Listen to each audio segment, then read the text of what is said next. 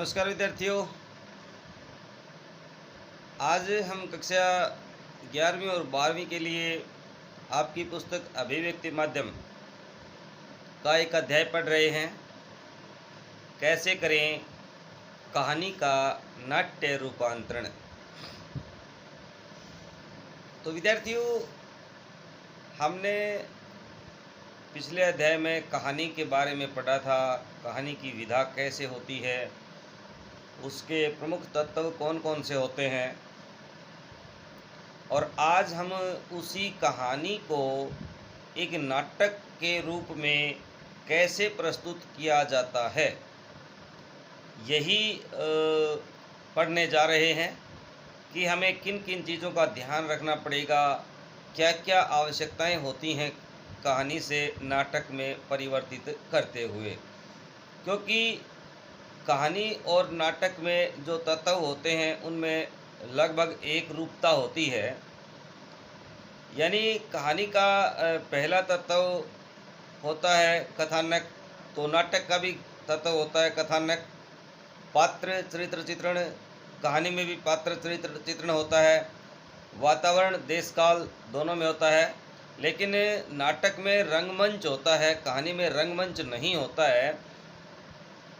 और भी बहुत सारी बातें ऐसी होती हैं जो कहानी से नाटक को अलग करती हैं। तो आइए आज हम कहानी को नाटक के रूप में परिवर्तित करेंगे।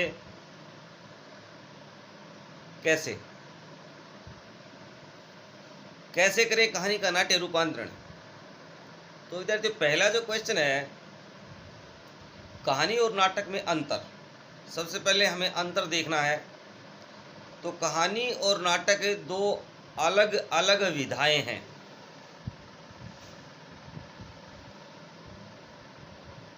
इनमें यदि कुछ समानताएं हैं तो कुछ असमानताएं, भिन्नताएं या असमानताएं भी मिलती हैं। कहानी की परिभाषा देते हुए हिंदी साहित्य कोश लिखता है, कहानी गद्य साहित्य का एक छोटा,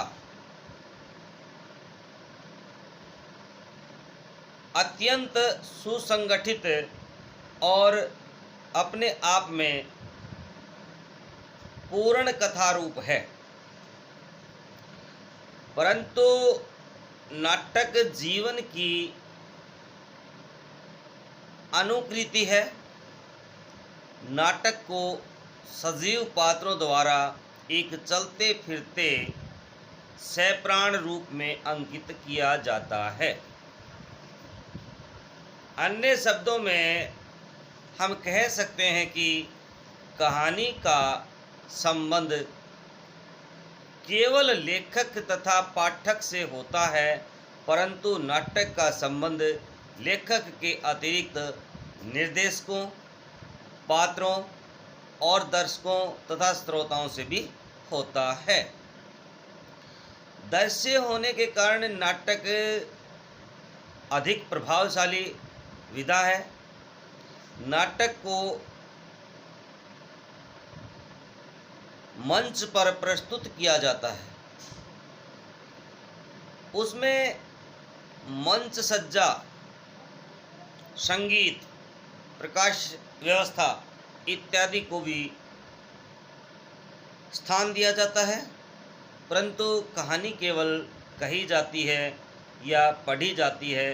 कहानी को पढ़ते समय हम उसे बीच में भी छोड़ सकते हैं और बाद में समय मिलने पर कभी भी पढ़ सकते हैं। परंतु नाटक को एक समय तथा स्थान पर दर्शकों के सामने अभिनीत किया जाता है।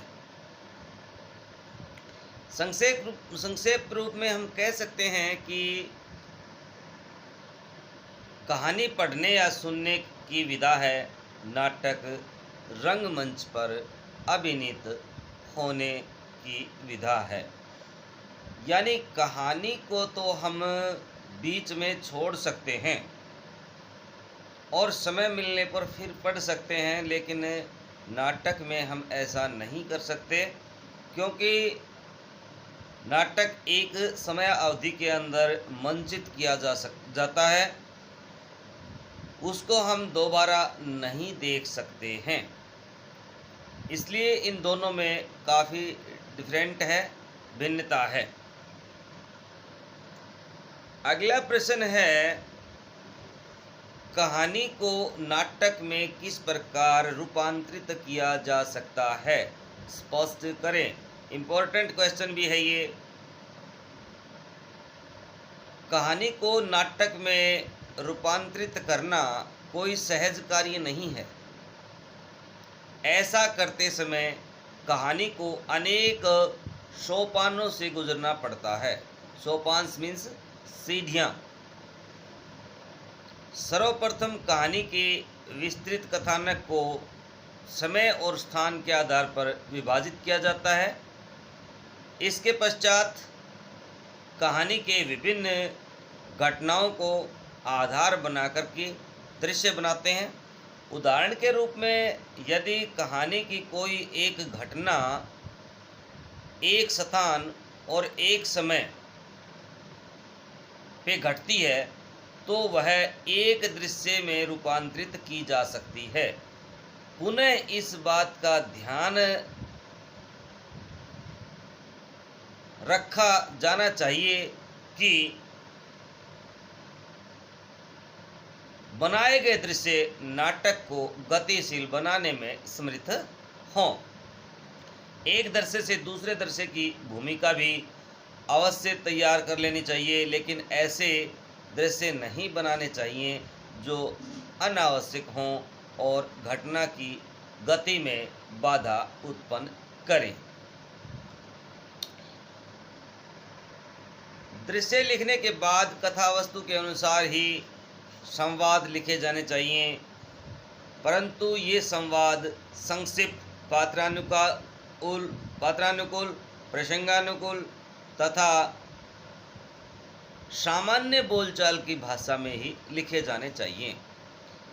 इसके अतिरिक्त या इसके लिए हम मूल कहानी के शब्दों को थोड़ा छोटा कर सकते हैं और आवश्यकता अनुसार उसे में नया संवाद है वो भी हम बना सकते हैं। कहानी में चरित्र चित्रण अलग प्रकार से होता है और नाटक में भाई अलग प्रकार से होता है। कहानी का नाटकीय रूपांतरण करते समय उसके पात्रों की दर्शात्मकता का प्रयोग नाटक में किया जाना चाहिए। उदाहरण के रूप में ईदगाह कहानी में हामिद के कपड़ों की ओर कोई संकेत नहीं किया गया है, परंतु हम अंदाज़ा लगा सकते हैं कि उनके पैरों में जूते नहीं होंगे और उनके कुर्ते में पैबंद लगे होंगे। यह परिवर्तन करने से कहानी के पात्र नाटक में सजीव तथा प्रभावशाली बन जाते हैं। इसी प्रकार कहानी का नाट्य रूपांतरण करते समय ध्वनि और प्रकाश योजना भी नितांत आवश्यक है। लेखक तो उसके बारे में केवल सुझाव ही दे सकता है, परंतु निर्णय तो निर्देशक को ही लेना पड़ेगा। इसके साथ साथ कहानी के वातावरण को नाटक में थोड़ी सी स्वाभाविकता भी प्रदान की जानी चाहिए। ये सब कदम उठाने के बाद ही कहानी का नाट्य रूपांतरण संतोषजनक ढंग से किया जा सकता है। अगला जो प्रश्न है, कहानी का नाट्य रूपांतरण करते समय किन या किस समस्या का जो है ना मुख्य समस्या का सामना करना पड़ता है। कहानी का नाट्य रूपांतरण करते समय अनेक प्रकार की समस्याएं सामने आती हैं। प्रमुख समस्या तो पात्रों के मनोभावों के प्रस्तुत करने में आती है।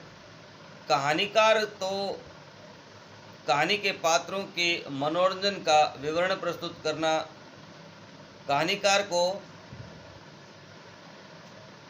पात्रों के मनोरंजन का विवरण प्रस्तुत करता है, परंतु नाटक के पात्रों में मानसिकता या मानसिक द्वंद्व के दृश्यों को नाटकीय प्रस्तुति करने में समस्याएं आ जाती हैं। उदाहरण के रूप में जब हम ईदगाह कहानी का नाट्य रूपांतरण करेंगे तो हामिद के द्वंद्व को प्रस्तुत करना अत्यंत कठिन हो जाएगा। मेले में पहुंच करके हामिद के मन में यह संघर्ष चल रहा है कि 2 पैसे से वह क्या खरीदेगा, क्या ना खरीदेगा। कहानीकार तो विवरण के द्वारा यह लिख सकता है कि हामिद की दादी का रोटी बनाते समय हाथ जल जाता है, इसलिए वह उसके लिए चिमटा खरीदना चाहिए। परंतु नाट्य रूपांतरण में ऐसा नहीं है। नाट्य रूपांतरण में पात्र मंच के एक कोने पर जाकर के संवाद द्वारा काम चला सकता है, परंतु आजकल वॉइस ओवर एक आधुनिकतम तकनीक खोज ली गई है, जिससे इस समस्या का हल निकाल लिया गया है। वॉइस ओवर एक ऐसी आवाज़ है जिसे मंच पर पात्र नहीं बोलता, परंतु फिर भी वह दर्शक को सुनाई देती है। ये पात्र की मन स्थिति को जान लेते हैं। इस प्रकार कहानी का नाट्य रूपांतरण करते हुए अनेक समस्याएं सामने आती हैं, परंतु आजकल नवीन तकनीकों की खोज हो चुकी है। जितनी इन समस्याओं को जिनसे जो है ना इन समस्याओं को दूर किया जा सकता है। देखो, वॉइस ओवर की हम बात करें तो वॉइस ओवर बेटा ये होता है, जिस तरह से पर्दे के पीछे कोई आपका पात्र होता है और उस घटना को पर्दे के पीछे से बोल करके सुना दिया जाता है, यानी पात्र को उसके सामने रंगमंच पे नहीं प्रदर्शित किया जाता है। अगला जो प्रश्न है, कहानी का नाट्य रूपांतरण करते समय दृश्य विभाजन कैसे किया जाता है, स्पष्ट करें। भाई थोड़ा सा है ना इसमें क्लियर दिखाई नहीं दे रहा है, लेकिन कोई नहीं, आप एक बार इसको पढ़ेंगे तो आपको सारा समझ में आ जाएगा। यदि आप मेरे चैनल पर नए हैं तो भाई चैनल को सब्सक्राइब भी कर लें। और आपका सिलेबस भी जो है अभी कंप्लीट होने जा रहा है। इसके कुछ दिन बाद ही हम आपके पेपर्स भी शुरू करेंगे। यूनिट टेस्ट पेपर भी मैं आपको दिया करूँगा, जिससे आप अपना आंकलन कर सकते हैं। पहले बताया जा चुका है कि कहानी का नाट्य रूपांतरण करते समय उसके कथानक को समय और स्थान के आधार पर विभिन्न दृश्यों में विभाजित किया जाता है। इस बात का विशेष ध्यान रखा जाना चाहिए कि रूपांतरित नाटक का प्रत्येक दृश्य कहानी के कथानक के अनुसार ही हो। नाटक में ऐसे दृश्य नहीं रखे जाएं जो अनावश्यक हों, बाधा उत्पन्न करते हों और नाटक को उबाऊ बनाते हों। रूपांतरित नाटक का प्रत्येक दृश्य एक बिंदु से शुरू होता है। कथानक के अनुसार वह अपनी आवश्यकता को सिद्ध करता है और उसका अंतिम भाग अगले दृश्य से जुड़ जाता है। अगली घटना को स्थान और समय के अनुसार दृश्यों में विभाजित किया जाएगा। इस बात का विशेष ध्यान रखना चाहिए कि कहानी के कथानक और नाट्य रूपांतरण में कोई भी अंतर न आए। कहानी को दृश्यों में विभाजित करते समय उन दृश्यों का भी पूरा खाका बना लेना चाहिए जिनका लेखक ने कहानी में केवल विवरण दिया हो और उसमें कोई संवाद न हो। उन्हें दृश्य विभाजन करते समय इस बात का विशेष ध्यान रखना चाहिए कि कहानी का कथानक अवरुद्ध न हो। एक दृश्य दूसरे दृश्य और दूसरे दृश्य से तीसरे दृश्य और तीसरे से चौथे दृश्य से वो जुड़ते हुए जाने चाहिए।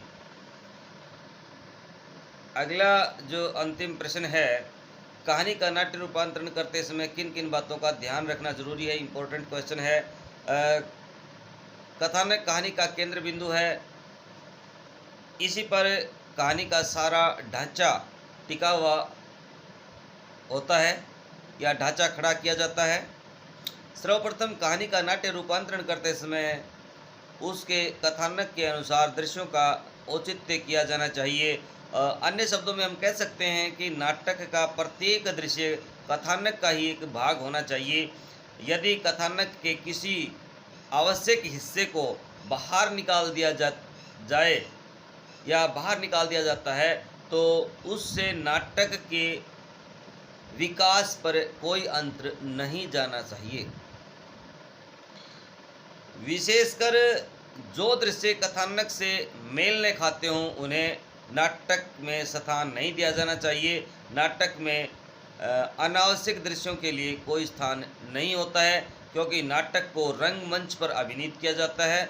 अतः नाटक का प्रत्येक दृश्य कथानक के अनुसार ही विकसित किया जाना चाहिए। कहानी के कथानक में आरंभ, मध्य और अंत की 3 अवस्थाएं होती हैं। नाट्य रूपांतरण में भी ये 3 अवस्थाएं अवश्य होनी चाहिए।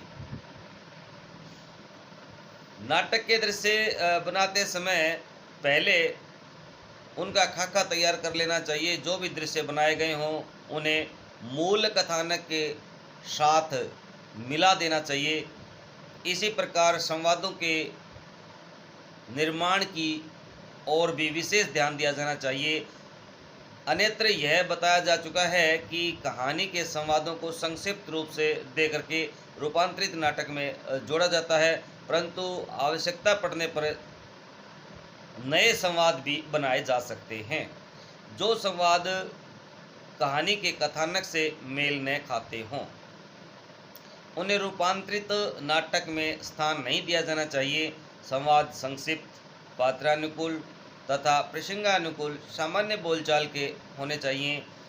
लंबे तथा उबाऊ संवादों के लिए नाटक में कोई स्थान नहीं होता। इसी प्रकार नाटक की भाषा कहानी की भाषा के समान ही सामान्य बोलचाल की भाषा होनी चाहिए। अगला प्रश्न है बेटा, कहानी के पात्र नाट्य रूपांतरण में किस प्रकार परिवर्तित किए जा सकते हैं? विस्तार पूर्वक स्पष्ट करें। भाई, जिस प्रकार कहानी और नाटक में अंतर है उसी प्रकार दोनों विधाओं में काफ़ी अंतर है। कहानी के पात्रों को नाटक के पात्रों के अनुसार परिवर्तित किया जाना चाहिए। प्राय कहानियों के पात्रों की वेशभूषा की कोई सूची नहीं दी जाती, परंतु नाटक में ये नितांत आवश्यक है कि उदाहरण के स्वरूप में ईदगाह कहानी के मुख्य पात्र हामिद को लिया जा सकता है। कहानी के कथानक को पढ़ने से हम उसकी आर्थिक स्थिति का अनुमान लगा सकते हैं। अतः नाट्य रूपांतरण करते समय हामिद की भूमिका निभाने वाले पात्र के पैरों में जूते नहीं होंगी, उसके कुर्ते पर पैबंद लगे होंगे, वह दुबला पतला लड़का होगा। इसी प्रकार रूपांतरित नाटकों के संवाद तभी प्रभावशाली बनेंगे जब पात्रों का अभिनय भी उच्च कोटि का होगा। लेखक तो थोड़ा बहुत संकेत कर सकता है, परंतु निर्देशक भी अभिनेताओं में अभिनय की क्षमता को उत्पन्न कर सकता है। नाट्य रूपांतरण में पात्रों को भाव भंगिमाओं और उसके तौर तरीकों को प्रभावशाली ढंग से प्रस्तुत किया जा सकता है। कहानी संवादों को नाटकीय बनाने के लिए उन्हें काट करके छोटा करना आवश्यक है।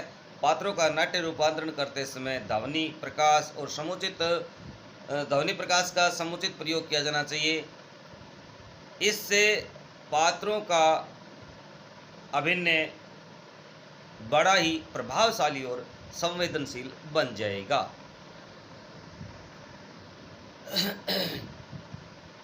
कहानी में पात्रों के संवाद ही उनकी भावनाओं को प्रभावशाली ढंग से व्यक्त कर सकते हैं, परंतु इसके लिए निर्देशक की भूमिका भी महत्वपूर्ण होती है। ईदगाह कहानी में हामिद का मेले में मिठाई न खरीदना न हो, न ही कोई खिलौना खरीदना, बल्कि बूढ़ी दादी के लिए चिमटा खरीदना पाठकों को संवेदनशील बना देता है। परंतु यही दृश्य यदि नाटक में किसी अच्छे कलाकार द्वारा अभिनीत किया जाए तो यह न केवल दर्शकों को संवेदनशील बनाएगा, बल्कि उन पर अपना जो है ना गहरा प्रभाव भी छोड़ करके जाएगा। बढ़ते हैं एक अंतिम प्रश्न की तरफ।